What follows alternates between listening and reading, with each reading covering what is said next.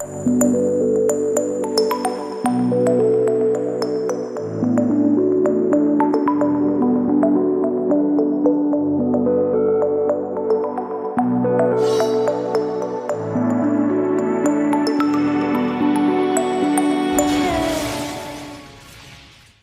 Circus नाम के एक ग्रुप से लड़ाई करते हुए यॉर को गोली लग जाती है और वह पीछे से घायल हो जाती है। अगले दिन लॉयड उसे डेट पर ले जाता है, ये मानते हुए कि उसका दर्दनाक मूड उसकी गलती है, जबकि आन्या और फ्रैंकी उनका पीछा करते हैं। यॉर अपने दर्द के कारण डेट पर एंजॉय नहीं कर पाती, जिससे लॉयड के प्लान्स फेल हो जाते हैं। एक रेस्टोरेंट में रेड सर्कस से बचने वाला एक वेटर यॉर को पहचानता है और ब्लोफिश वेनम से उसे जहर देकर बदला लेना चाहता है, लेकिन कोई फायदा नहीं होता। आन्या उसके दूसरे अटेम्प्ट की कोशिश को रोक देती है, जिससे उसे हार माननी पड़ती है। टॉक्सिन यॉर के दर्द को कम करने में मदद करता है, जिससे वह डेट को एंजॉय करती है। अगली सुबह टॉक्सिन का असर खत्म हो जाता है और यॉर फिर से अपने उसी मूड में आ जाती है, जिससे लॉयड कंफ्यूज हो जाता है। बॉन्ड को एक सपना आता है जिसमें वह यॉर द्वारा बनाया गया खाना खाने के बाद मर जाता है। इसे रोकने के लिए बॉन्ड लॉयड को ढूंढता है ताकि वह जल्दी घर आ सके और उसकी जगह रात का खाना बना सके। बॉन्ड अंततः लॉयड को ढूंढ लेता है और उसे उसके मिशन के लिए एक एक्सपेरिमेंटल ट्रूथ सीरम चुराने में मदद करता है। इस बात से परेशान कि छुट्टियों में डेमियन स्टेला हासिल करने के लिए बहुत मेहनत कर रहा है, एमिल और यूएन डेमियन के साथ जाते हैं, क्योंकि लास्ट आने वाले को पनिशमेंट दी गई थी। बाद में हेंडरसन ने कस्टोस मिस्टर ग्रीन को लड़कों के साथ पास की लेक पर एक फील्ड ट्रिप पर जाने को कहा, ताकि डेमियन और लड़कों को यह सिखाया जा सके कि आराम और मौज मस्ती करना पढ़ाई करने जितना ही जरूरी है। जब एसएस को शक होता है कि फ्रैंकलिन पर्किन नामक एक फॉर्मर रिपोर्टर वेस्टलिस को एंटी ऑस्टेनिया के आर्टिकल्स भेज रहा है, तो यूरी को उसे ऑब्जर्व करने और सबूत इकट्ठा करने का काम सौंपा जाता है। आखिर में जरूरी सबूत इकट्ठा करने के बाद, जिसमें फ्रैंकलिन सीक्रेट फोटोज ले रहा है और झूठे नैरेटिव्स के साथ कुछ लिख रहा है और उन्हें अपने पोस्ट ऑफिस जॉब से चुपके से भेज रहा है, यूरी फ्रैंकलिन को अरेस्ट कर लेता है, लेकिन उसे यह विश्वास दिलाता है कि उसके पिता का पूरा ध्यान रखा जाएगा। आन्या स्पाई वॉर्स का एक एपिसोड देखती है जिसमें मेन कैरेक्टर बॉन्डमैन खूबसूरत लड़कियों के एक हैरम के बीच होता है, लेकिन बॉन्डमैन द्वारा उनमें से किसी एक को भी अपनी गर्लफ्रेंड बनाने से मना करने के बाद वे उसे बुरी तरह पीटती है। लॉयड को आन्या को समझने में मुश्किल होती है जब वह और यॉर उसे मौज मस्ती के लिए बाहर ले जाते हैं। सुबह डेमियन स्कूल से पहले पढ़ाई करने के लिए जल्दी उठता है, जबकि आन्या देर तक सोती रहती है और इस तरह देर हो जाती है। आन्या, बेकी, डेमियन, एमिल और इवन ओल्ड मेड गेम्स खेलते हैं, जिसमें वे तय करते हैं कि उनमें से कौन स्पेशल मैकरन्स खाएगा, जिसके बारे में अफवाह है कि इसे खाने वाले लोग होशियार हो जाते हैं। आखिरी दो प्लेयर्स में से डेमियन आन्या को रोता हुआ देखकर उसे जीतने देता है। Emotional damn it! मैकारून खाने के बावजूद आन्या के ग्रेड्स में मुश्किल से ही सुधार होता है, लेकिन लॉयड को एंशिएंट लैंग्वेज में उसके टैलेंट का पता चलता है।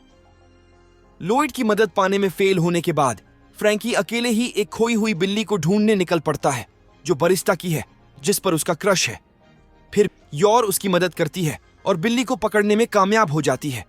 फ्रैंकी बिल्ली को उसके मालिक को लौटा देता है, लेकिन यह जानकर उसका दिल टूट जाता है कि उसके क्रश का पहले से ही एक बॉयफ्रेंड है।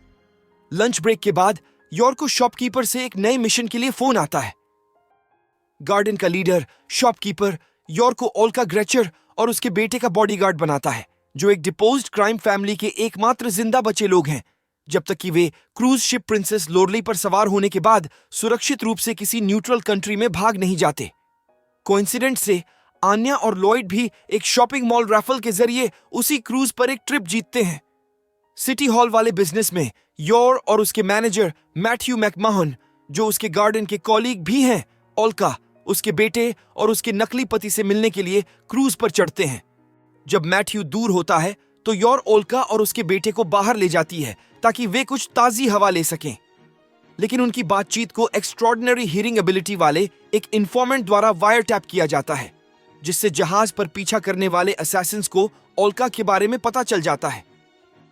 डिनर के बाद मैथ्यू को पता चलता है कि इन्फॉर्मेंट द्वारा उनके पीछे भेजे गए 2 असैसिन्स को मारने के बाद मिशन में प्रॉब्लम हो गई है और वह यॉर को अपने टारगेट्स को दूसरे सुरक्षित कमरे में ले जाने का ऑर्डर देता है, ये महसूस करते हुए कि वे गार्डन से निपट रहे हैं, असैसिन्स इंफॉर्मेशन और रिवॉर्ड शेयर करने के लिए शामिल हो जाते हैं।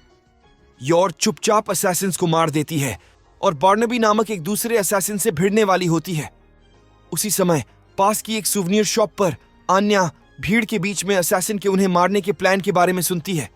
वह लॉयड को छुट्टियों के कपड़े पहनने के लिए कहकर उसका ध्यान भटकाती है।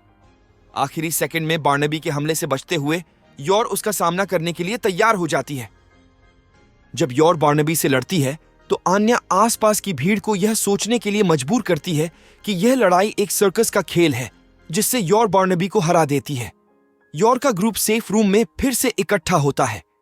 योर को उसकी लापरवाही और असावधानी के लिए डांटने के बाद मैथ्यू योर को ग्रेचर्स की रखवाली करने के लिए छोड़ देता है।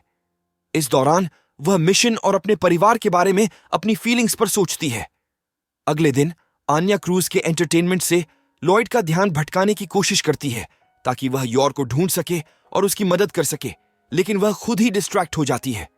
जैसे ही रात होती है और लॉयड और आन्या के साथ लोग फायरवर्क्स देखने के लिए मेन डेक पर जाते हैं, योर ग्रेचर्स को मीटिंग प्लेस की ओर ले जाती है जहां असैसिन्स उनके करीब आ जाते हैं। योर फायरवर्क्स शो के दौरान टॉप डेक पर ग्रेचर्स को मीटिंग प्लेस तक ले जाने की कोशिश करती है, लेकिन वहां मौजूद असैसिन्स द्वारा घात लगाकर हमला किया जाता है। मैथ्यू की मदद से योर उन्हें तब तक मारती है जब तक कि उसका सामना एक पावरफुल शिरासाया असैसिन से नहीं होता जो मैथ्यू को घायल कर देता है। मुश्किल में होने पर योर को यूरी, फोर्जर्स और ग्रेचर्स की यादें याद आती हैं, जिससे उसे अपने लोगों के लिए लड़ने का कारण पता चलता है और उसे जवाबी हमला करने की हिम्मत मिलती है। फायरवर्क्स के बाद लॉयड को पता चलता है कि जहाज पर हर जगह बॉम्ब्स रखे गए हैं, जिन्हें असैसिन इन्फॉर्मेंट ने जहाज पर सभी को मारने के इरादे से लगाए थे। जब एक दूसरे लुक में लॉयड बॉम्ब्स को डिसआर्म कर रहा होता है तो आन्या चुपके से योर की स्टिलेटो को वापस फेंककर योर की मदद करती है, जिससे वह तलवारबाज को हरा पाती है। जैसे ही असैसिन का लीडर भागता है और अपनी एस्केप बोट पर इन्फॉर्मेंट का सामना करता है, लॉयड को एक बॉम्ब फटने वाला लगता है और वह उसे पानी में फेंक देता है। अनजाने में उन असैसिन्स पर विस्फोट हो जाता है और उनकी नाव पलट जाती है। ग्रेचर्स को इमोशनल फेयरवेल देने के बाद जब वे सुरक्षित रूप से एस्केप बोट पर सवार होकर निकल गए, मैथ्यू ने योर को अपने मिशन को पूरा करने के इनाम के रूप में अपने परिवार के साथ अपने वेकेशन को एंजॉय करने के लिए कहा। जब प्रिंसेस लोरली एक रिजॉर्ट आइलैंड पर पहुंचती है तो फोर्जर्स फिर से मिलते हैं, जहां वे एक साथ कई तरह की आउटडोर एक्टिविटीज को एंजॉय करते हैं। जब शाम होती है तो लॉयड थकी हुई योर और आन्या को वापस जहाज पर ले जाता है और योर के हार्डवर्क की सराहना करता है। बर्लिन में अपने घर लौटने के बाद लॉयड सिल्विया के साथ वेकेशन के इंसिडेंट्स के बारे में चर्चा करता है। स्कूल ब्रेक के बाद स्कूल लौटते हुए आन्या अपने दोस्तों के सामने क्रूज के बारे में बात करती है, लेकिन जल्द ही बेकी की शानदार पार्टी की बात से उसे इग्नोर कर दिया जाता है और उसकी बेतुकी बातों के कारण उसके क्लासमेट्स द्वारा उसका मजाक उड़ाया जाता है। वह उदास होकर घर जाती है और कहानी सुनाती है, जहां लॉयड, यूरी और योर उसे बताते हैं कि झूठ बोलना कितना गलत है। अपने favourite TV drama Berlin in love से प्रेरित होकर बेकी बिना बताए फोर्जर्स के घर जाती है और लॉयड को इम्प्रेस करने का इरादा रखती है ताकि वह उससे शादी कर सके।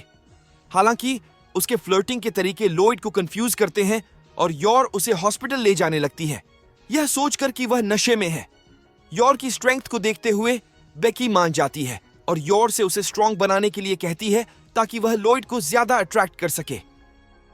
जब लॉयड अपने परिवार के साथ प्रिंसेस लोरली पर छुट्टियां मना रहा था, तब फियोना ने लॉयड के मिशंस का सारा काम किया और बाद में लॉयड के सामने अपनी काबिलियत साबित करने के लिए पहाड़ पर ट्रेनिंग के लिए चली गई।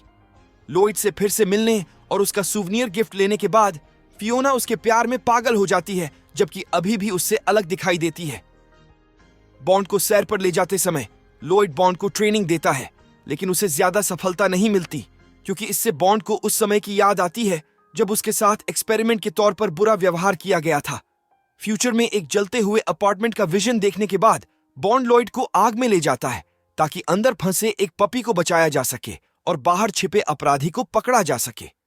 लॉयड बॉन्ड को उसकी लापरवाही के लिए धीरे से डांटता है, लेकिन बॉन्ड को फोर्जर फैमिली के मेंबर के रूप में उसे फिर एक्सेप्ट करता है। वे घर लौटते हैं, जहां आन्या उन्हें उनके काम के लिए अपने ओरिगामी स्टेला स्टार्स पहनाती है।